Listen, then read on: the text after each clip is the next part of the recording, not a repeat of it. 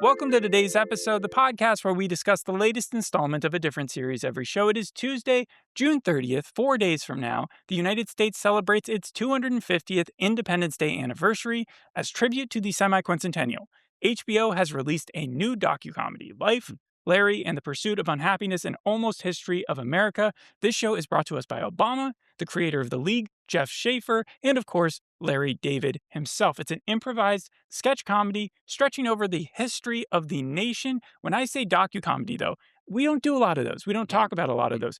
What comes to mind? I would think something like Drunk History. Yeah, of course. You could even throw The Great in there. I mean, like a little bit. This is a gardening show, depending on what you mean by documentary comedy, because there definitely is comedy in that. Yeah, I would add Kunk on Earth, and then History of the World Part 2, and maybe even Documentary Now.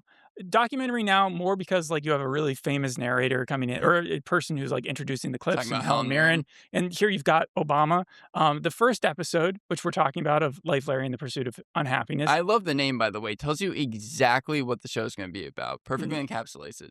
Oh, the name of the show, not the title of the first episode. The first episode's title is Livingston, which is only like in mention of one clip. Right. It's comprised of 4 sketches, but it's only about the first one. Robert Livingston, who was one of the writers of the Declaration of Independence. You have the second skit being about Alexander Graham Bell and his invention of the telephone. The third one being a World War I trench. Yeah, people in the trenches. And then, of course, Rosa Parks on a bus. And just talking about the first 4, like just quality-wise, what did you think of them? Well, it's not that's actually up to you to decide, since you watched it. Of the 4, which do you think is the most accurate, is the first question I'll ask you. Most accurate? Yes. Well, I mean, they take such an outrageous turn. Maybe the Rosa Parks one. I mean, it was also my favorite. I agree with you. And the reason why is completely different, though. Robert Livingston, when he wrote the Declaration of Independence, or was partially writing it, he was, how old do you want to guess? Keep in mind, the Founding Fathers were really, really young. That it was 38 was like the normal thing. So I'm just going to go with like 25. 29. He was 29 years old. How old do you think that Alexander Graham Bell was when he invented the telephone? Because he's shown as a very old man. Yeah. Well, because of that, I would just say maybe something like 30. Yeah, keep in mind, he's 29 as well. 29, okay. But what's funny about that is when we did Death by Lightning, I talked about how he had invented the telephone, and then he didn't want to be only known for that. So he was also working on some sort of X-ray, or actually like being able to tell where things were magnetized in people's like bodies to find the bullet.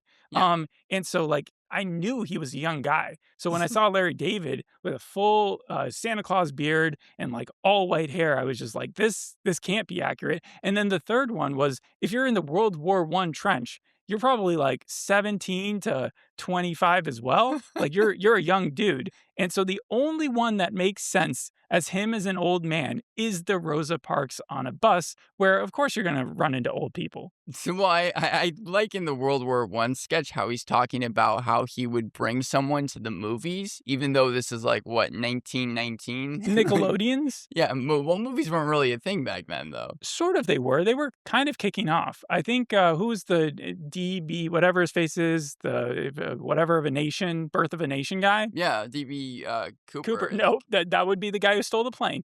Anyways, my next question for you is this. What issues is Larry David and Obama's production company tackling? Like, is it racism, sexism, ageism, anti-Semitism, classism, fascism, capitalism? What is it? I mean, like, I feel like with how many shows this is going to be, it's probably going to be all of the above. How many shows is it going to be? Do you know? Is it going to be like 6 more episodes? Okay. So it's 7 episodes total. And is Obama going to show up at the beginning of each one? I have not seen all 7 episodes, but I would assume that he does show up in a good fair number of them. One of the internet questions, and I know this because I did watch a little bit of the pilot with you, is does he have beef? Does Larry David have beef with Ted Danson in this series? Because of Curb Your Enthusiasm? Because of Curb Your Enthusiasm. Oh, I mean, this feels like just another vehicle for him to be able to, like, make fun of really anything. And I'll give Larry David props for that. There are so many things in Curb Your Enthusiasm where he's the villain in that series, but, like, he's always able to make even just the most diciest of topics funny. So does Ted Danson show up? No, not yet. But a lot of other people do. So the cameos in this were crazy because you have Samuel L. Jackson, who narrates the series, kind of sets up the skits. And then, you have... Are we sure that wasn't Pete Hegseth? Yes, I am very, very, very positive. Okay. But then you also have like Henry Winkler, Chris Parnell, Michael Chiklis. I mean, like the cameos is one of the reasons I feel like to watch this TV series. Okay. Going back to Ted Danson for a Yes. second. How old do you think he is? Like 77. 78 years old. How old do you think that Larry David is? I keep on being 1 year off. I'm just gonna go with like 82. He's also 78 years old. His birthday, though, is in 2 days. So, Yeah, congratulations. July 2nd, right? July And then- 2nd. You know that? And then Tom Cruise is on July 3rd, even though he made a movie called Born on the 4th of July. And Ted Danson's is on December 29th. Just throwing it out there. So Okay. 2 days Who from is here. the biggest star, would you say, of the pilot? Not the person who was in it the most. That's obviously Larry David. But, like, who do you think stood out? Probably Henry Winkler the most. I mean, he's been in the most. Not Alan Tudyk, ones. not, what's his face? No, Richard Kind. Again, like the most of people were only in it for one. I've got a little game for you. Yeah. Richard Kind or Henry Winkler. All right. Okay. Who's Bing Bong? Oh, Richard Kind. Nice. Which went to Northwestern? I'm going to go with Henry Winkler. Also Richard Kind. Mhm. Henry Winkler, I believe, went to Yale. Which one was in Only Murders in the Building? Okay. I feel like this is a trick question because it seems like both could be, but I'm just Yeah, gonna you go- got it. I It's got actually it? both. Yeah, Henry Winkler played himself. Richard Kind played someone else. But yeah, no, you did pretty well on that. Yeah. The biggest star of the pilot, you said to you, was just Henry Winkler. To me, I think it was Jurnee Smollett. I think that her version of Rosa Parks, like she had the deadpan face Yes. when playing off Larry David, that won me over. It was, you can always tell when the scene works because both of them are just like perfect together. And I thought that she did a great job. And the last time I've seen her was in Smoke.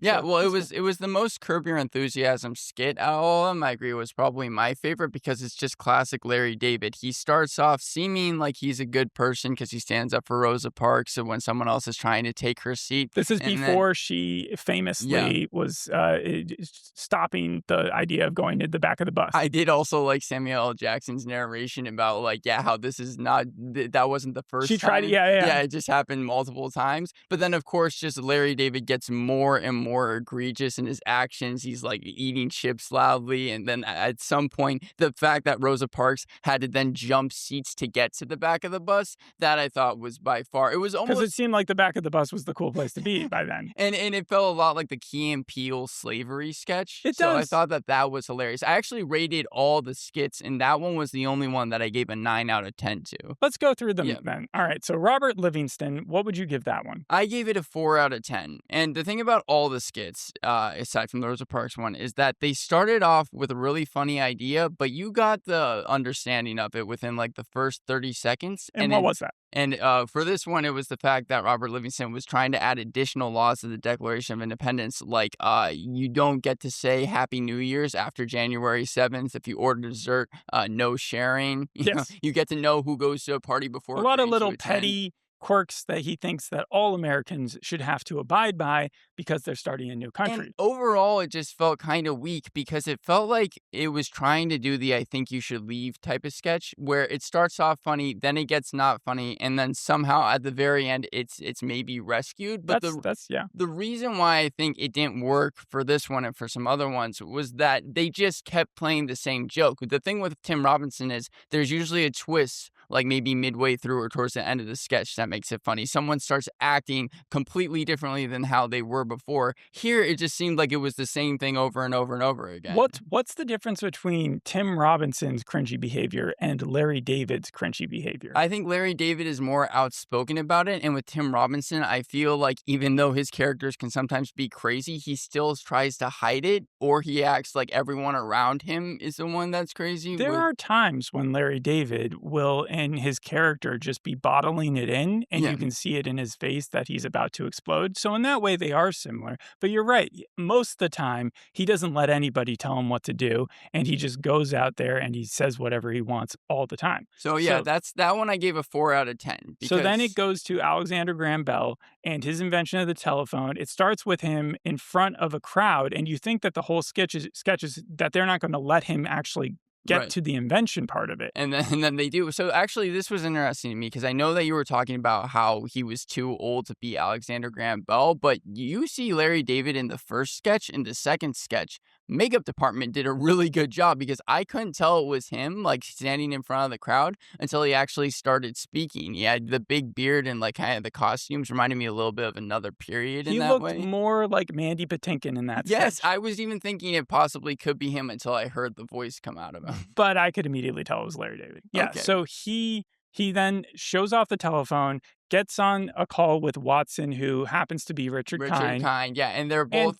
they solemnly realize did there's this nothing to not talk seem about. like, again, a callback to Curb when Richard Kind was in the middle seat in that Right, and episode he didn't know how of to the middle dinner? correctly. And the whole idea was, yeah, that you need someone who can really entertain the entire crowd.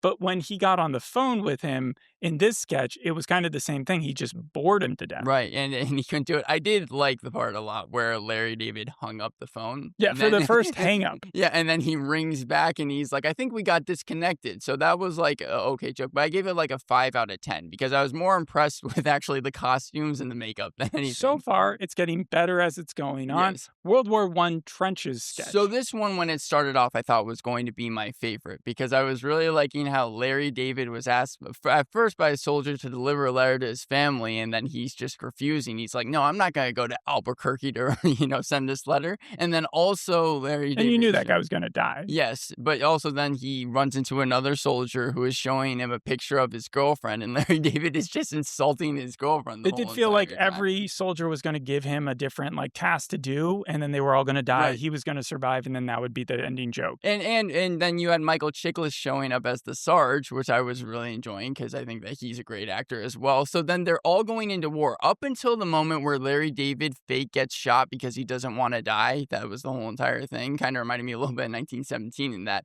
But when he does that, I thought that this sketch was going great. And then afterwards, it just fell into the same problem that the other two sketches were having because the war ends and he ends up being fine. And then it just... I liked the back and forth, though, with the guy who calls him out on it because he had just implied that his girlfriend was ugly. And so that guy had gripes with him when he saw that Larry David was faking. Right. And him giving him kind of the side eye on the fact that he was saying, "Oh, I got shot. Oh, no, actually, I'm fine." And that was obviously the joke, but it went on for too long, I feel like. There was a good 2.5 minutes where it was just yeah, I get it, Larry David, he's not actually hurt, So that one I gave a 6 out of 10 to. So it went 4, 5, 6, and then like we said, the Rosa Parks one I thought was a 9 out of 10 for sure. And like I said, all the sketches, I thought that the premise for them, the first 30 seconds to a minute were always funny. And I think the format for this show is good too. It's a normal sketch format, but if the sketch doesn't work, you just have to wait for the next one. So those were the things that I definitely did like about them.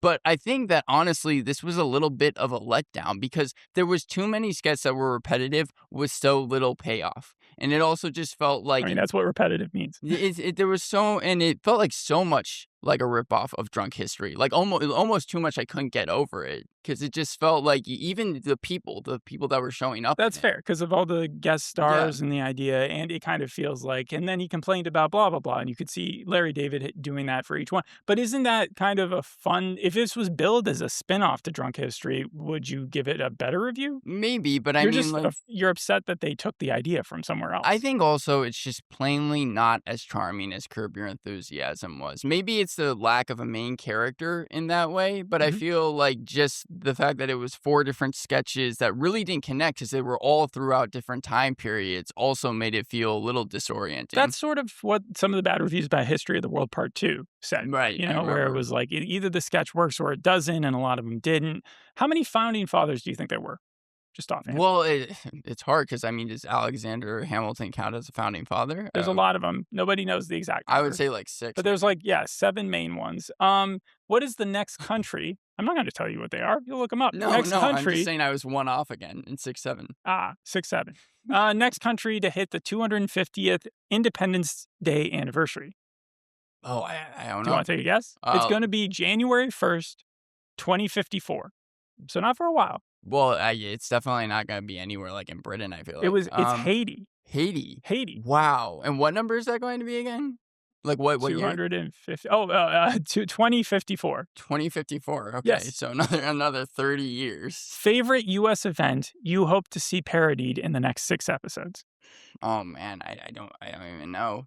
I feel like Abe Lincoln's death gets parodied almost too much now. He will be in it because I do know that Abe Lincoln has been cast and I know who's playing it, but I will not ruin that. That's cool. So, Yeah. yes, you will see that. Does it belabor an obvious point? That was a pre-question, and Yes. you say it does. Absolutely. I mean, like, I also felt like at different points I was watching Los Fantasmas, because they had a similar thing as well, where that was a sketch show with famous people showing up, and sometimes it either worked or it didn't. That would be a weird crossover between that dude and Larry David. Have they not worked together? It feels like it's No, almost... Fred Armisen has. Fred Armisen is the connecting degree of separation for that. That's what it is. Okay. So the reviews on this, do you want me to get into that, or do you want to give your verdict first? Overall, if I said I didn't laugh, that would be a lie. There are things to enjoy, but like I said, kind of a letdown. 0.5 for the extra cameos, 6.5 out of 10, but I don't know if you necessarily ever have to see this show. Okay, so 4 stars from Roger Ebert. That's a good review. It's not drunk history. It's cringe history. That was their line that I decided to pull. Time said dads are going to love it. Interesting. Maybe just because Larry David is such a curmudgeon. Hollywood Reporter said it's hit and miss. New York Times did not give a positive review. They said it was recycled, redundant, filled with diminishing returns. Yeah. Which was almost the opposite, right? Yeah, because I was saying that it got better. The Cider said skip it. And the USA Today, I think, was the meanest one. It said Larry David and Barack Obama's American History show is deeply cringe. Guardian 2 stars. IndieWire said pretty bad, but they loved it. So I don't even know that what how, you will. Yeah, how do you even know? It also reminded me a little bit of SNL UK, and definitely at the beginning when you had Barack Obama, the first thing I did like where he's just insulting Larry David, calling him a recognizable American personality. Flashbacks to Obama Between Two Ferns. That's a good callback. How recent do you think they're going to get into history? Do you think by the end he's going to redo his Bernie Sanders thing? I would love that. I thought that he was great as Bernie Sanders. Was he even nominated for an Emmy, I think, for something like that? On SNL? Yeah. He might have been, but in that case, would they bring back Kate McKinnon to play Hillary? Would Alec Baldwin play Donald Trump, or are they going to get the new guy to play Donald Trump? These are the important questions I have to ask for this podcast. Well, I mean, they did have a lot of SNL talent, right? Chris Parnell, I think. Chris Parnell did show up. Wasn't he Benjamin Franklin? Yes, right, in the first sketch. Last question. Did any of this piss you off? No. Yeah, So, if you're a history buff and you watch any of this, do you think any part of it's going to, really rile you up? I mean, you have to know what type of show it is. If Curb Your Enthusiasm pisses you off, this is probably going to do that. Yeah, how do you think kids get anything out of watching this? Because that's the whole point of the Higher Ground production, the Michelle Obama production company, is they're trying to produce content that in a classroom. So do you think that there's any advantage whatsoever? Maybe if seniors are watching in high school, where they know enough that it would have to be high school. High school is a cutoff. Middle school and elementary school, they probably would have no enjoyment, even if they understood. If they have a happening. Charlie Brown Pilgrims episode, but in first grade, you're watching Curb. All right. Thanks for listening. We'll see you on the next episode. Hope you enjoyed this one. Bye. Bye.